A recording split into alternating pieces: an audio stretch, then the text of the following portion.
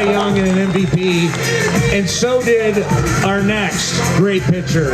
You think about Rollie Fingers, I don't know anybody better. Rollie Fingers truly is one of the greatest pitchers to have ever lived. Welcome back to Hall of Famer, Rollie Fingers.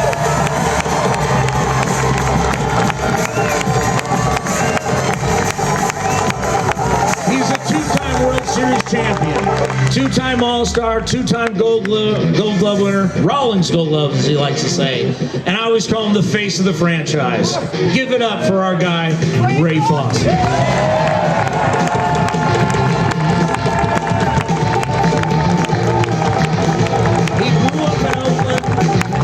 He grew up an Oakland A's fan, finished his career with the A's. I grew up watching him. He's one of my favorite players of all time. You see him doing NBC California pre- and post-game live for the A's. Give it up for our guy, Bip Roberts.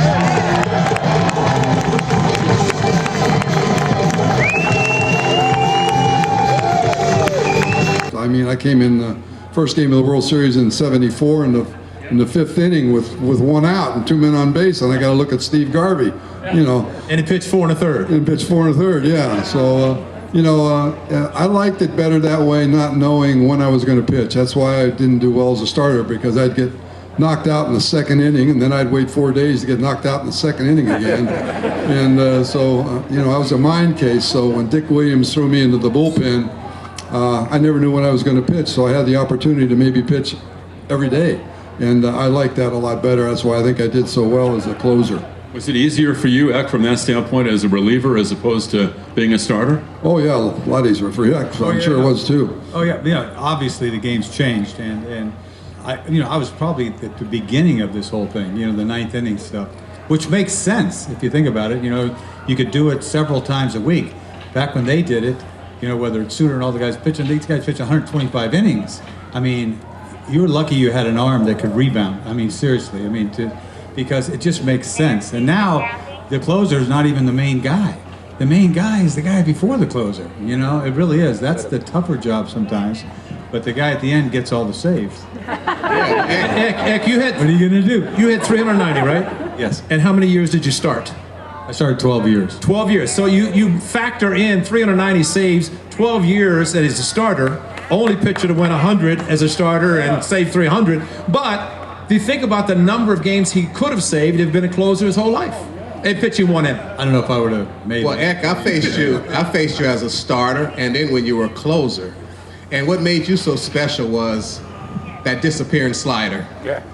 Because that slider would come and you would think it was in a certain area, and you go to swing, and it was at your back foot. And so I call that the disappearing slider. You were the beginning of the disappearing slider. Kirk Gibson hit a disappearing slider. You know what? He is the only player who stood up in that Dodger Stadium clubhouse, talked to everybody, and all these years later, he's still doing that. So this man deserves a lot of credit for being the stand-up guy. This is Paul from Emeryville with a question for everyone. Gentlemen, besides playing in Oakland, what were some of your other favorite stadiums in Major League Baseball, besides playing in Oakland? I'll go first. I like playing in Wrigley. I was mostly a National Leaguer.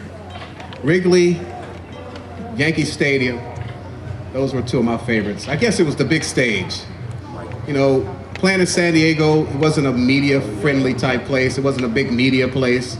But when you go to New York or you played in Chicago, you just felt like when you walked through the tunnels that for some reason like ghosts would jump into your soul and you would go out there and take the place of one of the old guys. And Chicago was like that because you had the tunnel from the top of the stairs. Not anymore?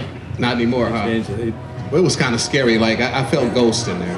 But you like Chicago because all-day games. All-day games. I was fortunate enough to play in some of the oldest ballparks there are. Fenway Park. Yeah. Played there 9, 10 years, whatever, and played in Wrigley for 3 years. And those are two tough ballparks to pitch in. They are, in April, maybe not, wind blowing in Chicago. Yeah. But now, Fenway doesn't play the same way it did when I was there. And it's not sour grapes. I mean, they put that, media boxes up there and it knocks down the wind, but the ball doesn't jump like it used to. But Wrigley, these are two great places to play and visit. Yeah. You know, so I'd rather visit than play there. I always thought the toughest 27th out in the American League was at Fenway Park. Toughest to get. Right? You know, for me, I love the old ballparks. When I first came up in '68, going out to Yankee Stadium the first time, I just went out to the ballpark early. There was no one there, and I just walked out on the mound and just looked. It was, you know, you see it on TV when you're a kid, but I loved old Yankee Stadium. I loved old Tiger Stadium, Kaminsky Park, all the old ballparks. But one of the scariest things, I think, was when I went to Fenway, and you stand on the mound in Fenway and you look over your right shoulder, and that wall is right there. So you don't want to look at the wall when you're pitching. But those are the old ballparks that I love pitching in. Hey, Rollie, did you know that the home plate in Detroit Stadium was crooked? That's right. I know that. I saw it.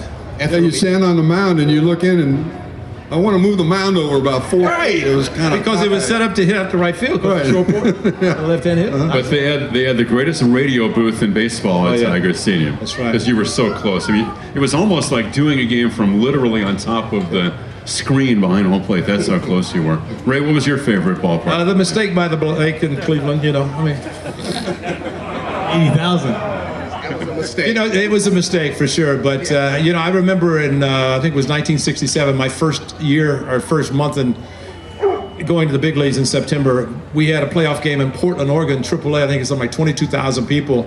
I caught my first game in Cleveland like 2,300, something like that. So I was, it was a football Browns at that time. But like Rollie, you know, when he talked about Yankee Stadium in 1968, they had the monuments in center field in play.